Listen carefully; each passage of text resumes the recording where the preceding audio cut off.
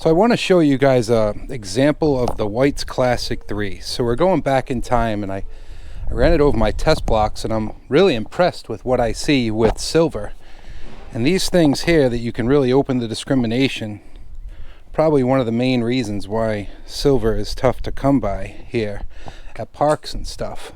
I don't know if you've ever had one of those friends that is like a bad influence and they make you spend money on your hobbies and stuff. Well, this guy Jason sent me a Classic 3, a White's, I think it's a 4900. The thing needs like 4 C batteries, and it's got a flux capacitor, and it's really heavy. I haven't got the C batteries to try that out yet, and a couple Tesoros that he wanted to see over the test blocks. Now, he is really into the 2-box mods, hunting deep caches, and also the old analog machines.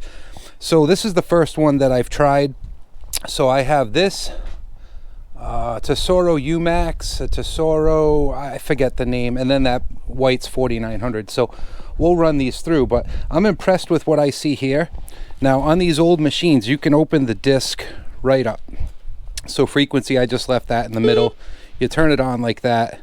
It's got disc. This is a fairly simple one. I did find a DFX online. That's what I joked about, making you spend money on your hobbies.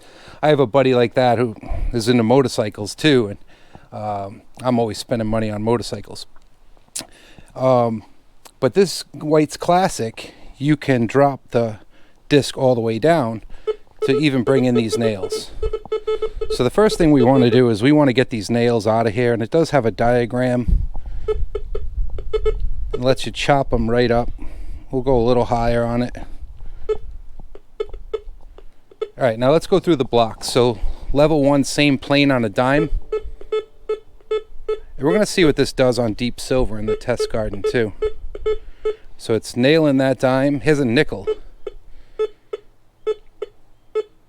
This is what I meant about the silver, because we're already starting to break up. And this is a low kilohertz machine. Probably, don't quote me, but probably like 6.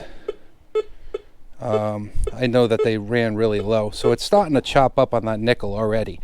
But let's continue with the silver. So now this is a 1/2 inch raised, just killing that. And now we go to a level 2 nickel. We lose it. We're not getting anything there. So our mid conductors are a struggle. But man, this thing loves silver. This is a hat. Now we're at 1 inch raised. This is a dime. All right. Now 1 inch raised next to a nickel. Gone. This right here is pretty crazy. This is the silver quarter that you have to modify a lot of even the high-end machines to hit this quarter, and this thing just smacks it, even coming up really high on it. Now I can't speak to depth with it. I haven't been in the test garden yet, but it loves silver. And I think we could disc pretty high too on it. This is, yeah, so it chops up over there. Let's go right in the middle, get out of the pull tab range. Let's lower it back down. Let's make sure we're not hitting nails. And these 2 nails here are bigger than what's on there, so if it's gonna knock those out, it'll knock this out. And the gold, nothing. Let's see where I have to go to hit that gold. I'll go a little lower. All right, so we're hitting the gold there with the disc set, but we're probably hitting these nails. Yeah, it's choppy, but it would definitely be an annoying hunt. But yeah, it loves silver. Let's go see what it does on deep silver in the test garden. That's pretty polluted here. I do have the frequency adjust still in the middle, and this is where we were knocking out the nails. So we'll look at high conductors and mid conductors. So this will start off, this is a 6 inch large cent. Right, loves the silver. This is an 8 inch thimble.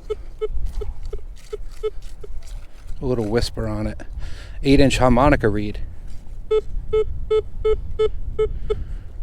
10 inch walk in half. grabs that too. 8-inch silver quarter. All right, let's look at mid conductors now. So we'll start 8-inch buffalo nickel.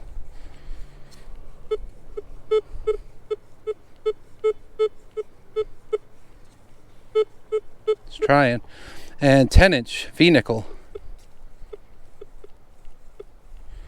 Does not want to hear that, but I mean, pretty good for being a 6 kilohertz machine that's hitting an 8-inch buffalo nickel.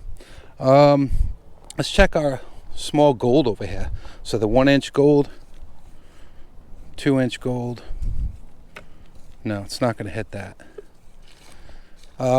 Let's see how it does on large iron. Oh, let's try a little bit of, so this is a Merc next to foil. Yep, it's pulling it out of the foil.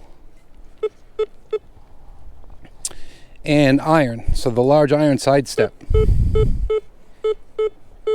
Yeah, it likes that. Let's see what happens when we crank up the disc. So we're able to disc that out. Large iron. But still hitting it that way. Let's crank it up.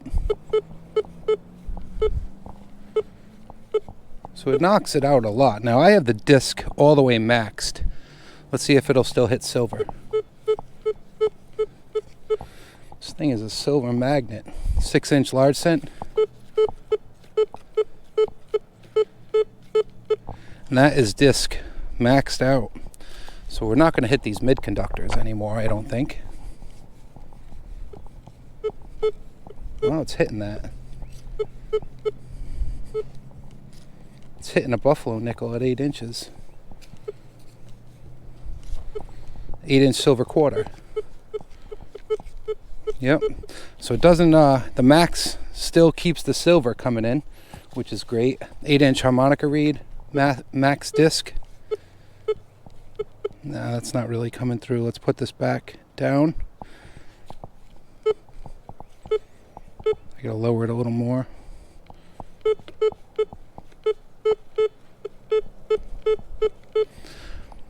Uh, 6-inch pull tab. Let's see where we go on disc to get rid of pull tabs.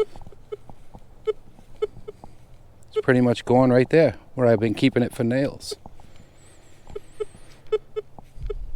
Yeah, so this thing runs at 6 kilohertz, I'm pretty sure, and it loves silver. Very cool, and it's quiet, all the way maxed out here. Look into the past right there, the White's Classic 3. And if you have amnesia, it tells you how to run it on the bottom.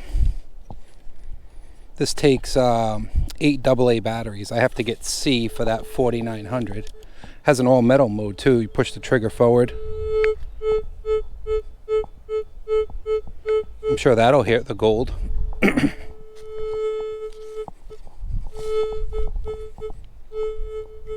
That's going to hear everything. That you won't be able to use that around here. My yard is way too trashy, but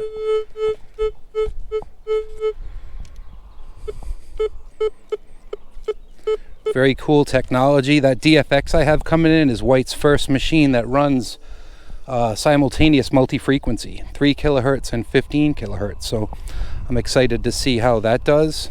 We'll get some batteries for that 4900 and a couple 9 volts for the Tesoro, and we'll see how they do out here.